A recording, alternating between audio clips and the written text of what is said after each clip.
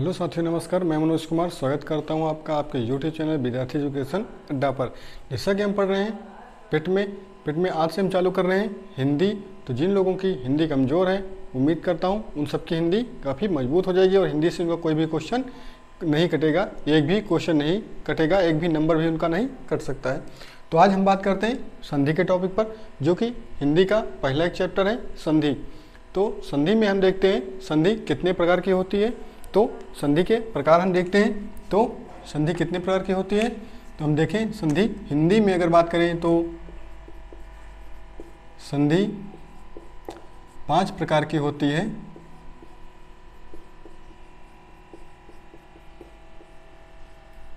कौन कौन सा? तो पहला हमारा है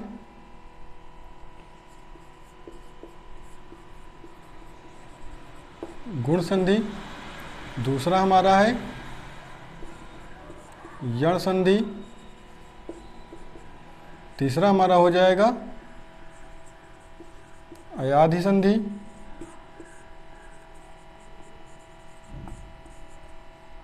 उसके बाद देखते हैं चौथी हमारी कौन सी संधि हो जाएगी, तो वृद्धि संधि हो जाएगी।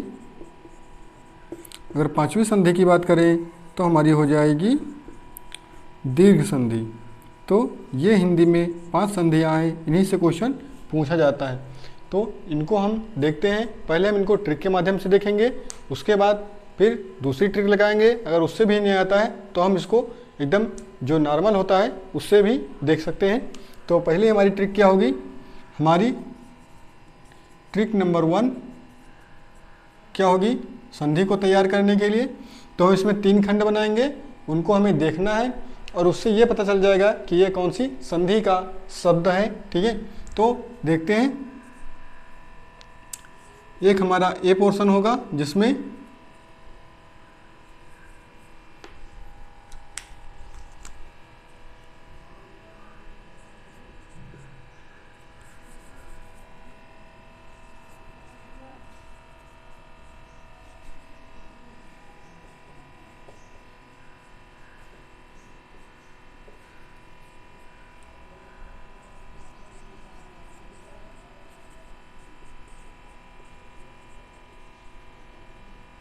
ये हमारे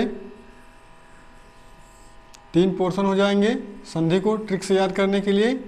इससे बाहर आपको कुछ नहीं याद करना। अगर आपके ये 3 खंड तैयार हो गए तो समझ लीजिए आपकी सारी संधियाँ तैयार हो गई। कैसे? तो देखते हैं।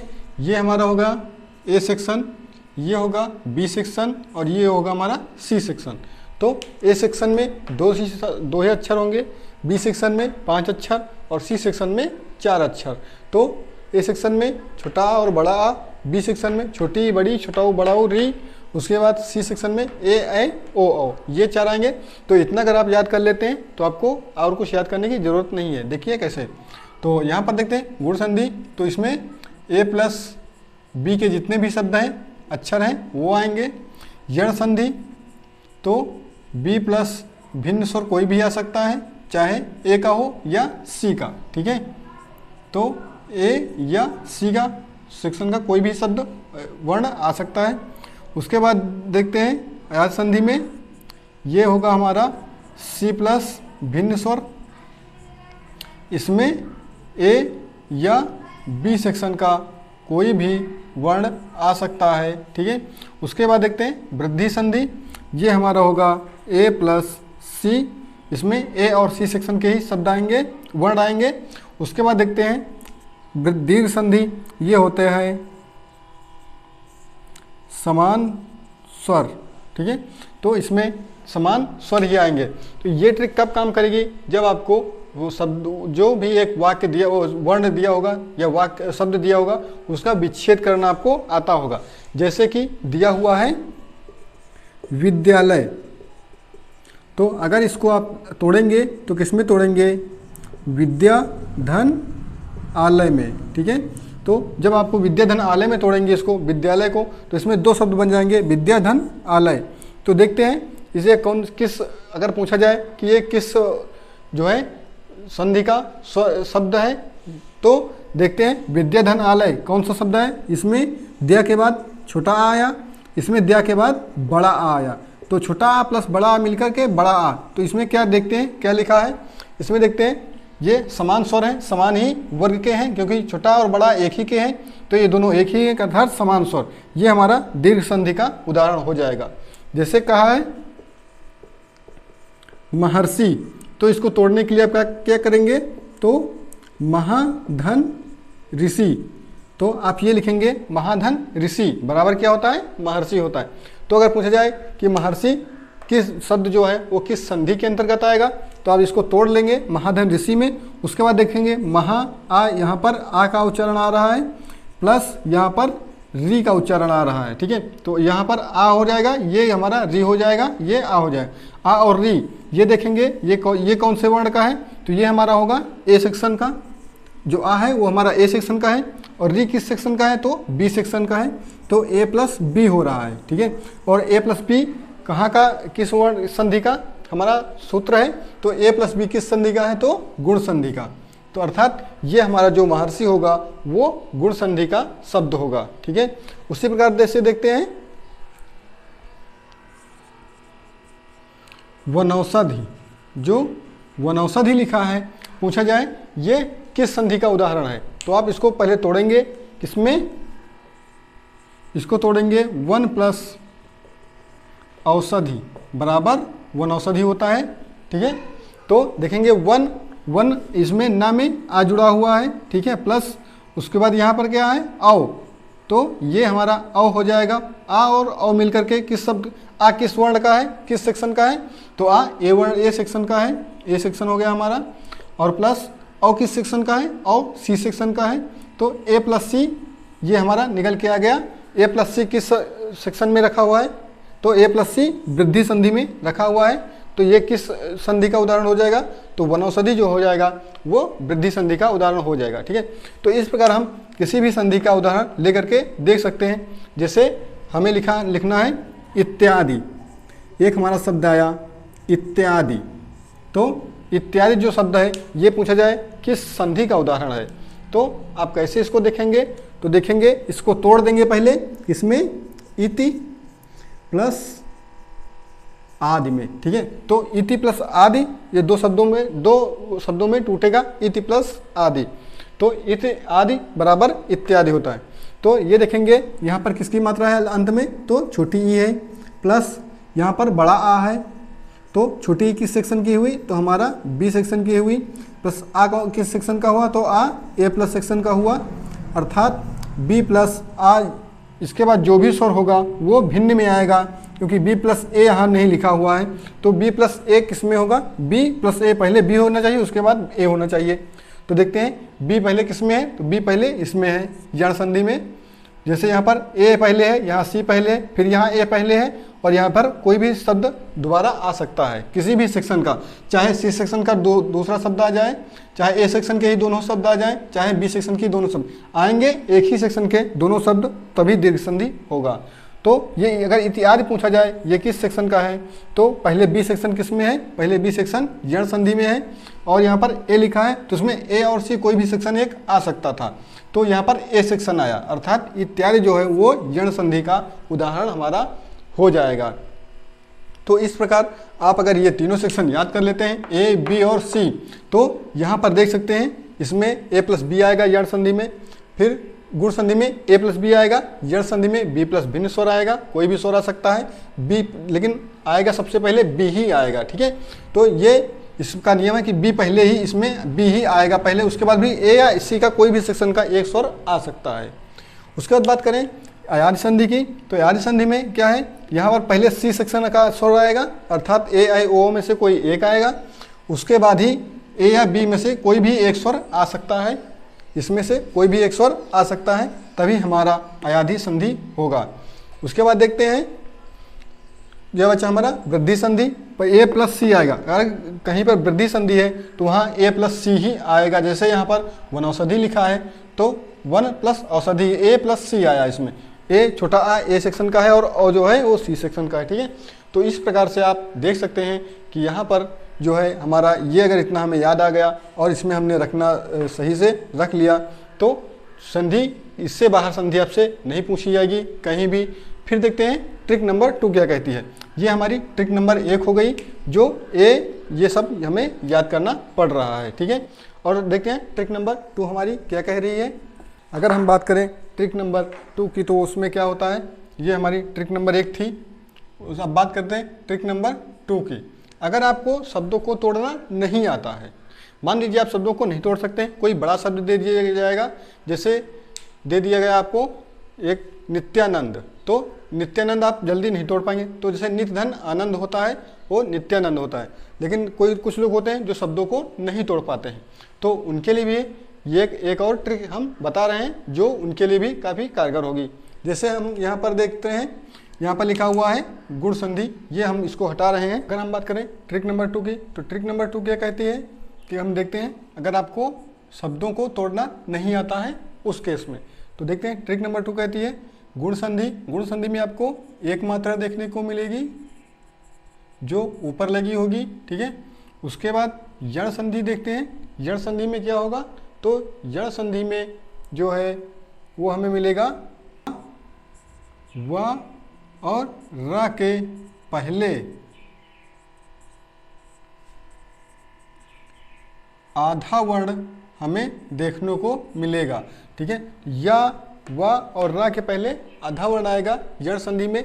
उसके बाद देखते हैं अयाधि संधि क्या कहती है, इसमें ए, ऐ, ओ और औ, इन चारों की मात्राएं इनके शब्दों में आपको कभी भी कहीं भी देखने को नहीं मिलेंगी, यदि वह अयाधि संधि का उदाहरण है तब। अयाधि संधि के उदाहरण में ए, ऐ, ओ की मात्रा नहीं लगती है, ठीक है। तो कहीं भी अगर अयाधि संधि का उदाहरण लिखा है और उसमें ए, ऐ, ओ की मात्रा आपको नहीं देखने को मिलेगी, हम अभी इसका उदाहरण भी आपको बताएंगे कि इसके उदाहरण क्या होंगे, ठीक है। उसके बाद देखते हैं वृद्धि संधि। वृद्धि संधि में आपको ऊपर की ओर 2 मात्राएं देखने को मिलेंगी, या कहें तो ऐ और औ की मात्रा आपको देखने को मिलेगी इसमें, ठीक है। उसके बाद देखते हैं दीर्घ संधि क्या कहता है। दीर्घ संधि में बड़ी मात्रा आपको देखने को मिलेगी। दीर्घ संधि कहता है इसमें आपको बड़ी मात्रा देखने को मिलेगी। बड़ी मात्रा कहने का मतलब होगा कि या तो बड़ा आ की मात्रा, बड़ी ई की मात्रा, या बड़ा ऊ की मात्रा आपको इसमें देखने को मिलेगी, किसमें, दीर्घ स्वर संधि में, ठीक है। तो इनके हम उदाहरण भी देख लेते हैं, उदाहरण कौन कौन से होंगे, जैसे कि इसको आप अच्छी तरीके से समझ जाएं। तो उदाहरण देखते हैं। गुण संधि में एक मात्रा कहने का मतलब क्या है, तो गुण संधि में एक मात्रा का कहने का मतलब हमारा है कि वहाँ पर जैसे महेंद्र लिखा है, सुरेश लिखा है,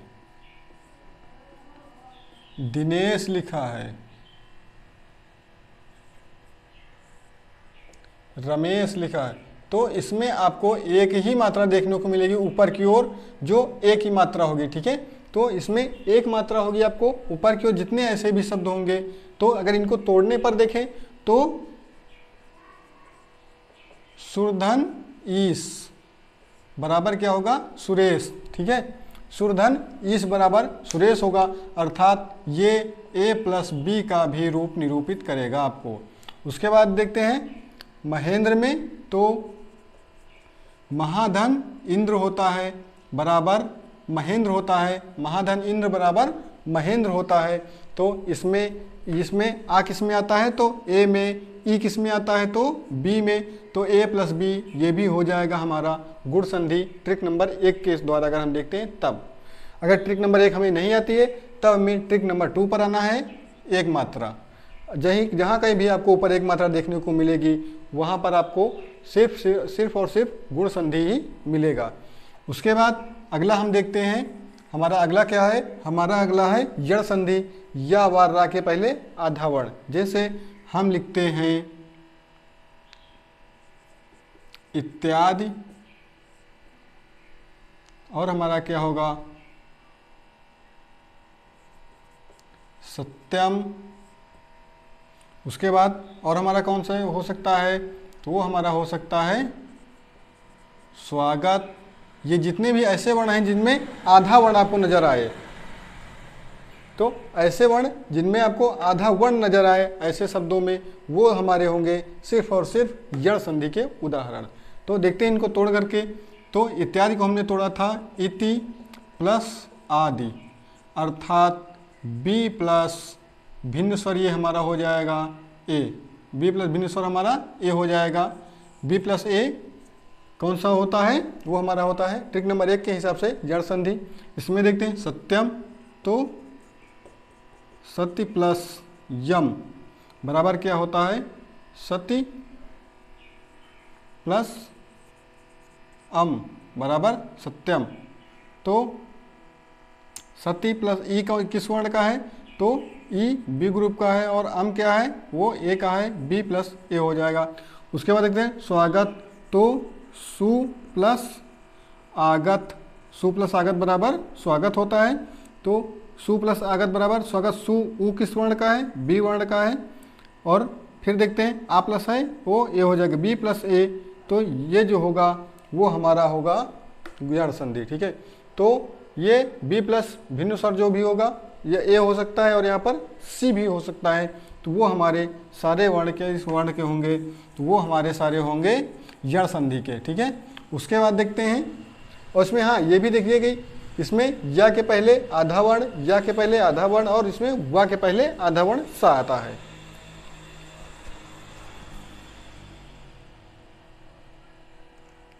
उसके बाद देखते हैं अयाति संधि क्या कहती है। इसमें ए ऐ ओ की मात्रा नहीं, जैसे कि हमें लिखा है हमने यहाँ पर पवन, पावन, गायक, नायक, ये जितने भी हैं ये सारे हमारे किस वर्ण किस संधि के उदाहरण होंगे, तो अयाति संधि के उदाहरण होंगे। तो जो भी जैसे इनका हम संधि विच्छेद करते हैं, तो जैसे पवन लिखा है, पवन का विच्छेद क्या होगा, पो धन अन, तो पो हो गया सी प्लस ये हमारा हो जाएगा भिन्न स्वर कोई भी हो सकता है, सी प्लस भिन्न स्वर क्या होगा, वो हमारा होगा अयाति संधि। ठीक है, उसके बाद देखते हैं पावन का, तो पौधन अन बराबर पावन। ठीक है, ये हमारा हो जाएगा पौधन अन बराबर पावन। ये भी हो जाएगा हमारा ये सी प्लस ए, ये कोई भी भिन्न स्वर हो सकता है सी ए या बी में से। ठीक है, उसके बाद देखते हैं गायक, तो गय धन अक बराबर हमारा क्या होगा, वो हमारा हो जाएगा गायक। ठीक है, तो ऐ किसमें है, ऐ हमारा सी में था और ए हमारा अक जो है वो ए में है, सी प्लस भिन्न स्वर कोई भी हो सकता है, तो हमारा गायक हो जाएगा। उसके बाद देखते हैं नायक, तो नायक का विच्छेद करेंगे वो क्या होगा हमारा, तो वो हमारा होगा नय प्लस अक बराबर नायक होता है। ठीक है, नय प्लस अक बराबर नायक। तो एक अगर ट्रिक नंबर 1 से देखें तो ये हमारा सी में पड़ता है और ए अक जो है वो हमारा ए में पड़ता है, तो सी प्लस ए या सी प्लस बी कुछ भी हो सकता है, वो सी प्लस भिन्न स्वर होगा ही होगा इसमें। ठीक है, तो इसी वर्ण का स्वर नहीं हो सकता, सी प्लस भिन्न स्वर किसी का भी हो सकता है।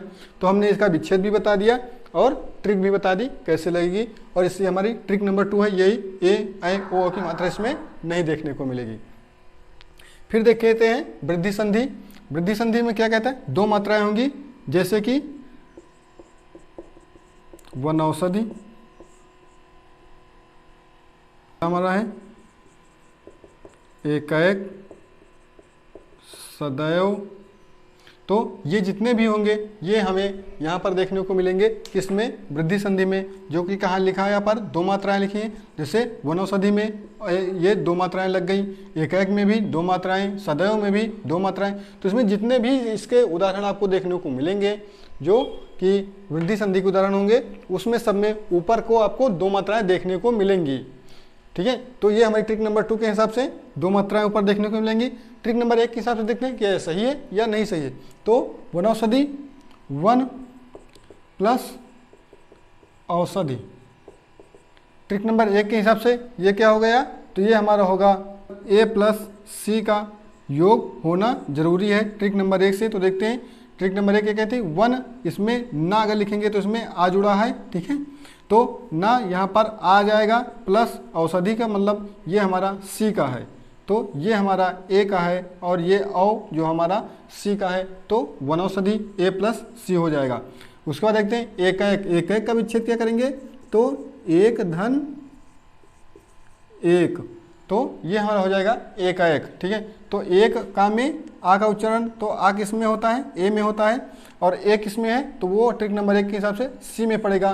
तो ए प्लस सी ये हमारा हो जाएगा ए प्लस सी का उदाहरण, जो कि वृद्धि संधि से है।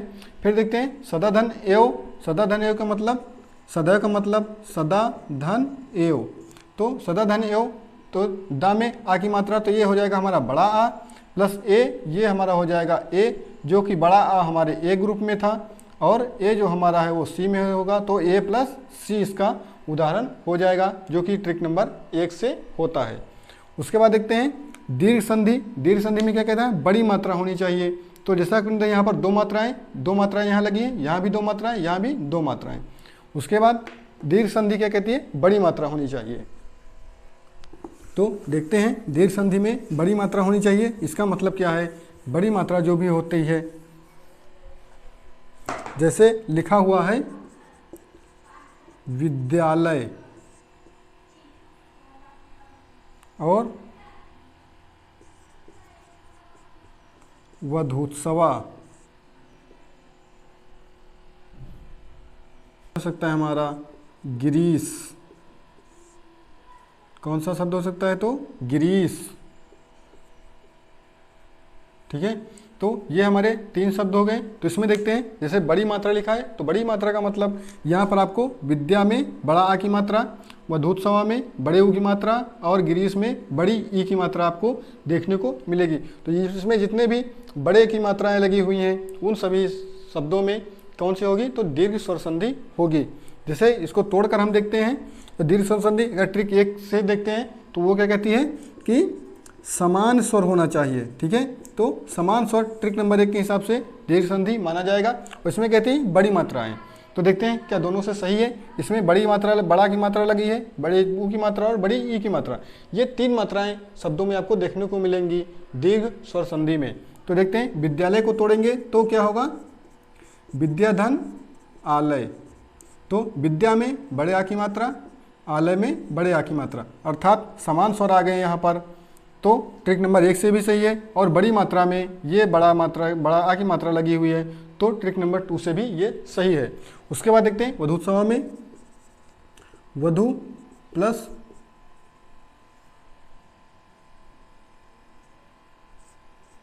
उत्सवा, तो वधुधन उत्सवा बराबर वधुत्सवा होता है। तो वधु में भी ऊ की मात्रा लगी है, बड़ी ऊ की, प्लस उत्सवा में छोटा ऊ, अर्थात दोनों एक ही कैटेगरी के वर्ण हैं, अर्थात बी कैटेगरी के। बी में छोटा ऊ प्लस बड़ा ऊ, छोटी ई प्लस बड़ी ई, ये 4 होते हैं। तो देखते हैं ये दोनों एक ही कैटेगरी के हैं, अर्थात ये ट्रिक नंबर 2 से भी सही है और ट्रिक नंबर 1 से भी, क्योंकि ये बड़े ऊ की मात्रा लगी हुई है। उसके बाद देखते हैं गिरीश में, गिरीश का विच्छेद क्या होगा, तो गिरी प्लस ईस, गिरी प्लस ईस बराबर गिरीश होता है। तो गिरी प्लस ईस बराबर गिरीश होता है, अर्थात यहाँ पर भी छोटी ई की मात्रा लगी हुई है और यहाँ पर बड़ी ई की मात्रा, अर्थात दोनों को मिला करके एक बड़ी की मात्रा यहाँ पर लगा दी गई है। तो अगर ट्रिक नंबर 1-2 के हिसाब से देखें कि बड़ी मात्रा है तो बड़ी की मात्रा है, अगर ट्रिक नंबर 2 से देखें समान स्वर है, तो यहाँ भी छोटी ई और बड़ी ई दोनों समान स्वर हैं, अर्थात समान सेक्शन के हैं, बी सेक्शन के, तो वो भी सही है। यहाँ भी बी सेक्शन के हैं समान, वो भी सही है। उसके बाद यहाँ देखते हैं दोनों ए सेक्शन के हैं, समान स्वर हैं, तो वो भी सही है। तो चाहे आप ट्रिक नंबर 1 से लगाएं, चाहे ट्रिक नंबर 2 से लगाएं, आपको कोई भी और याद करने की जरूरत नहीं है इससे ज़्यादा, और ना ही इससे बाहर आपसे पूछा जाएगा, कोई भी संधि इससे बाहर आपसे नहीं पूछी जाएगी।